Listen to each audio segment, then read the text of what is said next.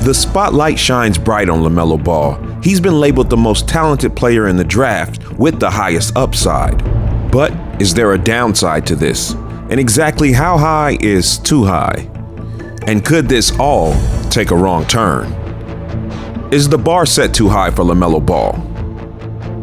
I'm Ball Facts, and we're gonna give you the facts. LaMelo Ball is a name everybody knows. He's the most polarizing prospect in the draft. He's going to be a little taller than Lonzo with a much fuller offensive repertoire. Right. He's going to be a scorer. Right. He was like 6'1", 6'2". He's 6'7" now. So let's talk about him for a minute, because that's the name everybody sort of gravitates to. LaMelo Ball has been a celebrity in our culture for a really long time. You're expecting something magical to happen every time he touches the ball. A complete natural, 6'7" point guard, incredible instincts, creative, more shifty than his brother Lonzo.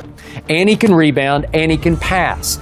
Like I said, Skip, there's something called talent. Over 80% from the free throw line. He has touch from floaters like out to three. And then Meta World Peace, aka Ron Artest, goes and says LaMelo Ball might be an all-star in the NBA next year.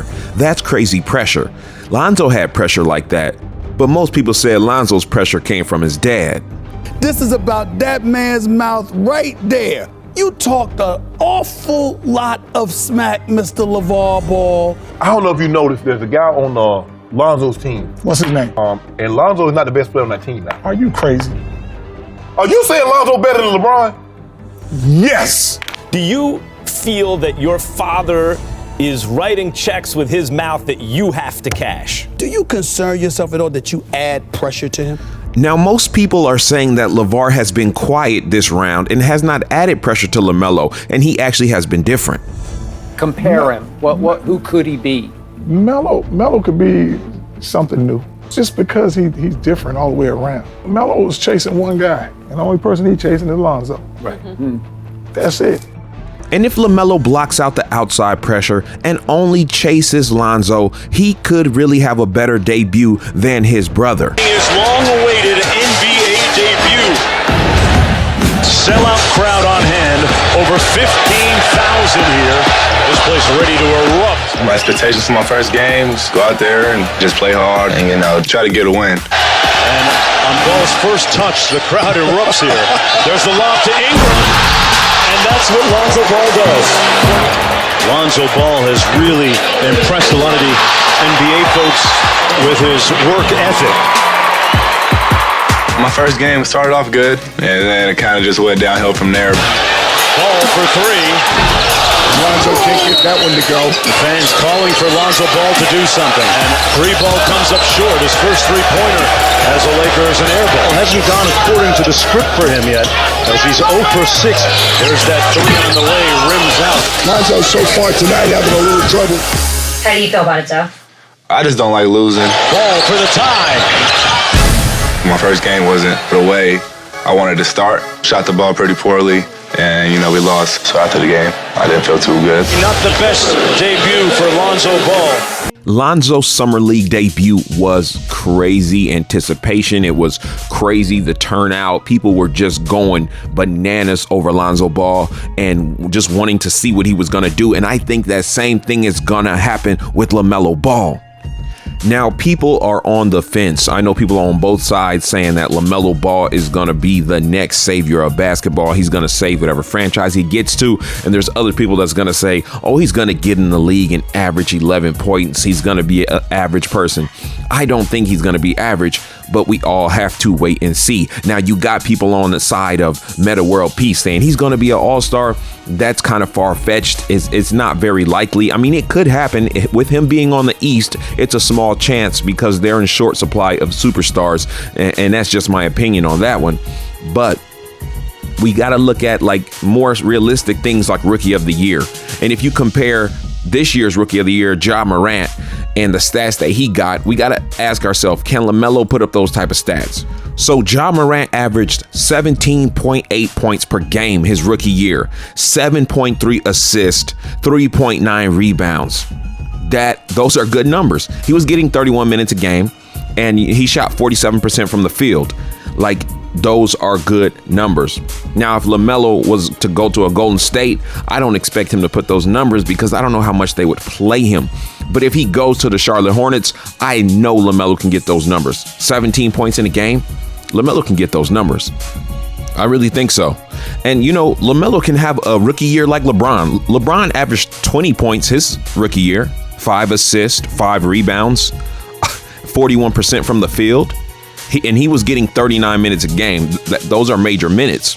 But LaMelo could have a LeBron rookie year. Relax, guys. I'm not saying he's going to be LeBron, better than LeBron. I'm just saying with his skill set, and if he goes to a small market team, he can definitely get the numbers like LeBron did when he went to his small market team in Cleveland. And had Zion been healthy, honestly, he would have had a better rookie year than LeBron James. He wouldn't have averaged 20 points. He probably would have averaged 25 points. Let's be honest, but let's get back to the subject. LaMelo Ball and people saying that he's, you know, too overrated and he's basically being set up the same way that Lonzo did. That's what people are saying.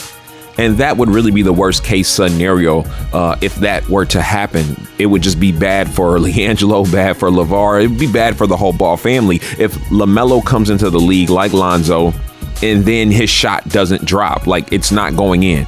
You know, that would be crazy because Lonzo, we never seen it coming.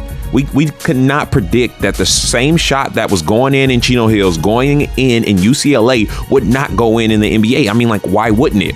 And it wasn't that they were defending him so well. Like, it was open shots. He was just missing it. So when I think about that, does it give me a little fear?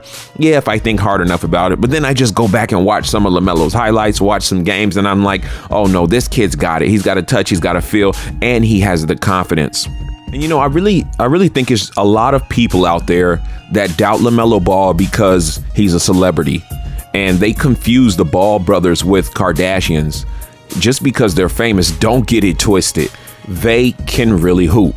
Now, I want to put in perspective realistic expectations on LaMelo Ball so that people won't look back on us who, you know, support the Ball family and say, see, you were wrong. Like, if LaMelo averages 15 points, 8 assists, playing 30 minutes a game, that's fine. Like, that's not a big deal. You don't have to go out there and drop 30 every night, LaMelo Ball. Do we want that? Yes. But if you can average 15 points and 8 assists, that's 2 less than the rookie of the year this year. Like, that's fine.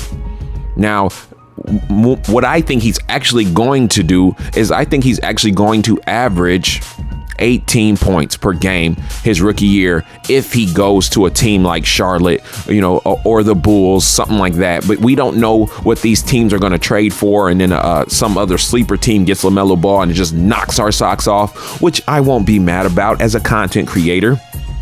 I would love something like that to happen as well. I cannot lie. You know, we got to get those facts. But I think that even though LeVar has been more so kind of quiet, if that's what you want to call it, about LaMelo, not comparing him to certain people, I think that LeVar Ball effect is still in effect from Lonzo's day. Like, he was not just only upping Lonzo, he was upping LiAngelo, he was upping LaMelo in a fashion that you will never forget it.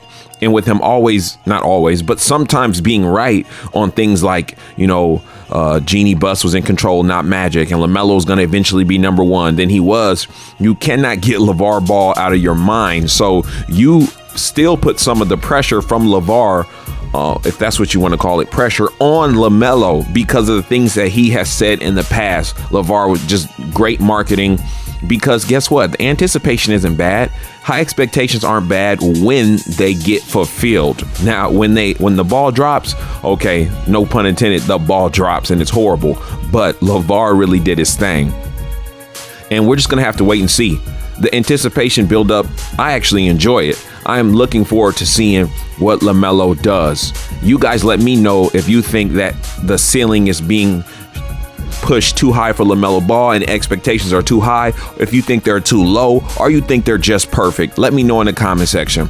Appreciate it, guys. Like, comment, subscribe, hit the notification bell. Ball facts again. Peace. Go to shopballfacts.com.